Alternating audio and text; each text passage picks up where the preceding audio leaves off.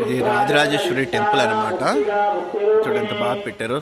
దుర్గాదేవి ఇది అనమాట. ఇక్కడ పూజలు చేస్తారు, ఇక్కడ హోమాలు కళ్యాణాలు అన్నీ చేస్తారు. దుర్గామాతే ఉంటారు అక్కడ. అలాగే హనుమంతుడి కోవిల, అలాగే ఇక్కడ నవగ్రహాలు మీకు చూపెట్టాను. అలాగే ఈరోజు దేవి నవరాత్రుల్లో శరన్నవరాత్రుల్లో ఈరోజు ఏమొచ్చి 9వ రోజు అనమాట. సో అమ్మవారు చూడండి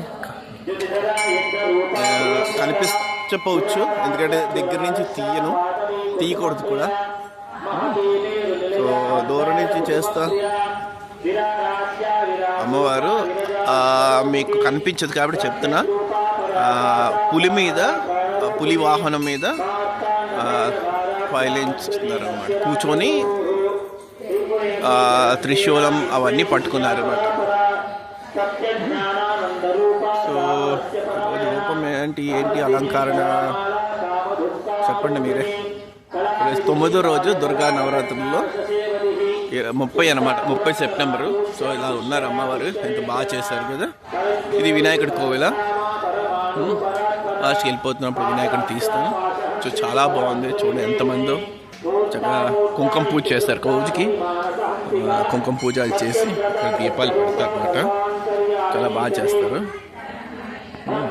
చాలా బాగుంటుంది ఈ గుడి. అది యాక్చువల్లీ ఎంట్రన్స్. ఇక వినాయకుడు క్లోజ్ అయ్యి ఉంటారు. చాలా బాగుంటుంది. రాజేశ్వరి టెంపుల్ అన్నమాట. Rajarajeshwari temple, Sri Rajarajeshwari temple. ఇది కుక్కటిపల్లి కింద వస్తుంది యాక్చువల్లీ. అలాగే ఇది వినాయకుడు ఎప్పుడు తలిపేసి ఉంటుంది. మనకు చూపిస్తున్నాను చిన్నది.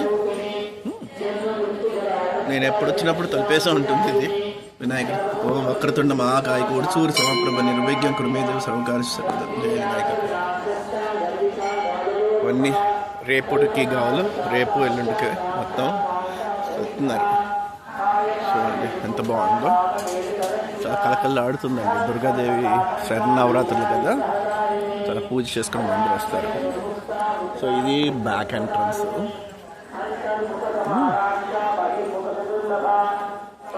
అది జై ఓం శ్రీ మాత్రే నమః. ఓం ఐం హ్రీం శ్రీం శ్రీ మాత్రే నమః. ఇది చాలా పవర్ఫుల్ మంత్రం. చేసుకోండి.